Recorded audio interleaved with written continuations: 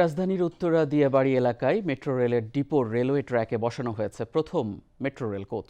গতকাল দুপুরে সিস্টেমেটিক ওয়েতে এটি বসানো হয়। এর আগে গতকাল সকালে ঢাকায় এসে পৌঁছায় বহুল প্রত্যাশিত মেট্রো রেলের ৬টি বগি।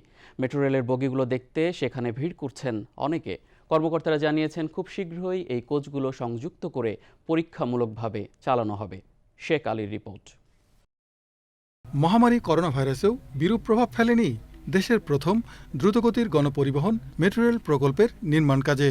প্রকল্প এলাকায় নির্মাণ শ্রমিক, বিদেশি পরামর্শক ও ঠিকাদার প্রতিষ্ঠানের কর্মকর্তারা কাজ করছেন দিনে রাতে। করোনার এই দীর্ঘ ৯ মাসে সরকারের অগ্রাধিকার এই প্রকল্পের অগ্রগতি হয়েছে ৬১.৪৯%। ইতোমধ্যে বুধবার ঢাকায় এসে পৌঁছেছে এমআরটি লাইন 6 মেট্রো রেলের কোচ। সমুদ্রপথে জাপান থেকে ৬ কোচ বিশিষ্ট প্রথম মেট্রো ট্রেন সেট তুরাগ নদীর উত্তরায় জেটিতে এসে পৌঁছায়। প্রকল্প সংশ্লিষ্টরা বলছেন, ইতোমধ্যেই পার্স থেকে লিফটিংয়ের সাহায্যে কোচগুলো নামানো শুরু হয়েছে। শুক্রবার ২৩ এপ্রিল মেট্রো কোচ দিয়াবাড়ি ডিপোতে নিয়ে আসার কাজ সম্পন্ন হবে।